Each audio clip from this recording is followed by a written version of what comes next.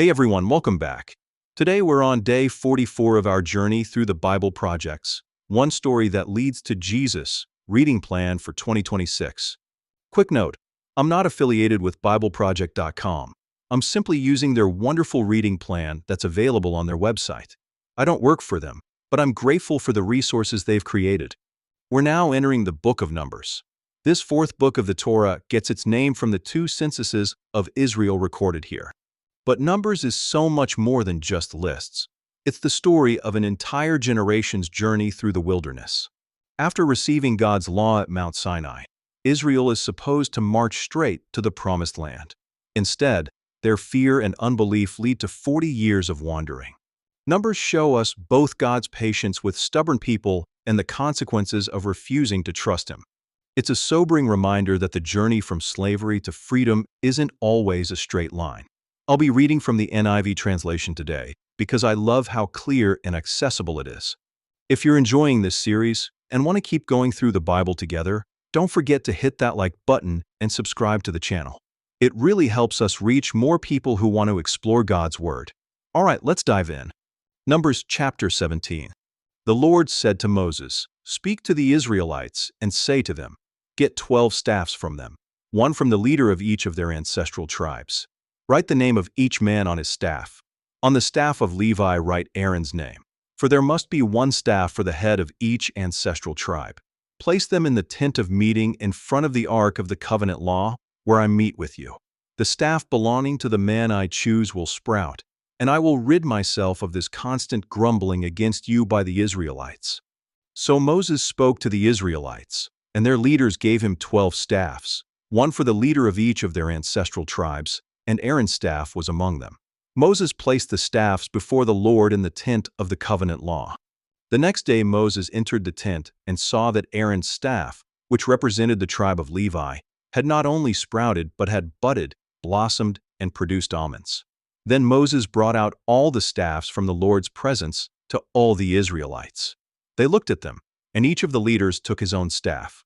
The Lord said to Moses, "Put back Aaron's staff in front of the ark of the covenant law, to be kept as a sign to the rebellious.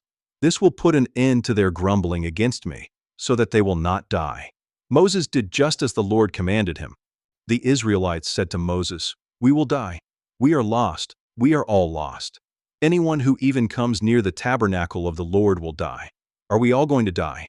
The Lord said to Aaron, "You, your sons and your family are to bear the responsibility for offenses connected with the sanctuary, and you and your sons alone are to bear the responsibility for offenses connected with the priesthood. Bring your fellow Levites from your ancestral tribe to join you and assist you when you and your sons minister before the tent of the covenant law. They are to be responsible to you and are to perform all the duties of the tent, but they must not go near the furnishings of the sanctuary or the altar. Otherwise, both they and you will die. They are to join you and be responsible for the care of the tent of meeting, all the work at the tent, and no one else may come near where you are. You are to be responsible for the care of the sanctuary and the altar, so that my wrath will not fall on the Israelites again. I myself have selected your fellow Levites from among the Israelites as a gift to you, dedicated to the Lord to do the work at the tent of meeting. But only you and your sons may serve as priests in connection with everything at the altar and inside the curtain. I am giving you the service of the priesthood as a gift. Anyone else who comes near the sanctuary is to be put to death." Then the Lord said to Aaron, "I myself have put you in charge of the offerings presented to me. All the holy offerings the Israelites give me, I give to you and your sons as your portion, your perpetual share. You are to have the part of the most holy offerings that is kept from the fire. From all the gifts they bring me as most holy offerings, whether grain or sin or guilt offerings, that part belongs to you and your sons. Eat it as something most holy. Every male shall eat it. You must regard it as holy. This also is yours, whatever is set aside from the gifts of all the wave offerings of the Israelites. I give this to you and your sons and daughters as your perpetual share. Everyone in your household who is ceremonially clean may eat it. I give you all the finest olive oil and all the finest new wine and grain they give the Lord as the firstfruits of their harvest. All the land's firstfruits that they bring to the Lord will be yours. Everyone in your household who is ceremonially clean may eat it. Everything in Israel that is devoted to the Lord is yours. The first offspring of every womb, both human and animal, that is offered to the Lord is yours. But you must redeem every firstborn son and every firstborn male of unclean animals. When they are a month old, you must redeem them at the redemption price set at 5 shekels of silver, according to the sanctuary shekel, which weighs 20 gerahs. But you must not redeem the firstborn of a cow, a sheep, or a goat. They are holy. Splash their blood against the altar and burn their fat as a food offering, an aroma pleasing to the Lord. Their meat is to be yours, just as the breast of the wave offering and the right thigh are yours. Whatever is set aside from the holy offerings the Israelites present to the Lord I give to you and your sons and daughters as your perpetual share. It is an everlasting covenant of salt before the Lord for both you and your offspring. The Lord said to Aaron, "You will have no inheritance in their land, nor will you have any share among them. I am your share and your inheritance among the Israelites. I give to the Levites all the tithes in Israel as their inheritance in return for the work they do while serving at the tent of meeting. From now on the Israelites must not go near the tent of meeting, or they will bear the consequences of their sin and will die. It is the Levites who are to do the work at the tent of meeting and bear the responsibility for any offenses they commit against it. This is a lasting ordinance for the generations to come.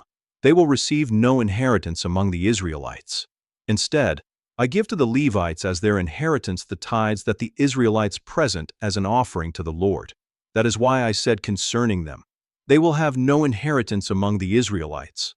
The Lord said to Moses, "Speak to the Levites and say to them, when you receive from the Israelites the tithe I give you as your inheritance, you must present 1/10 of that tithe as the Lord's offering.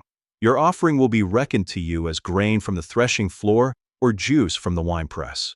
In this way you also will present an offering to the Lord from all the tithes you receive from the Israelites. From these tithes you must give the Lord's portion to Aaron the priest. You must present as the Lord's portion the best and holiest part of everything given to you. Say to the Levites, when you present the best part, it will be reckoned to you as the product of the threshing floor or the winepress. You and your households may eat the rest of it anywhere, for it is your wages for your work at the tent of meeting. By presenting the best part of it, you will not be guilty in this matter. Then you will not defile the holy offerings of the Israelites, and you will not die." That's it for today's reading. Drop day 45 in the comments. I love seeing who's on this journey with me. If something stood out to you from today's chapters, share it below. And if you're enjoying these readings, hit that like button and subscribe. Before tomorrow, read Psalm 45. It's a beautiful pause as we continue into Numbers. See you tomorrow for day 46.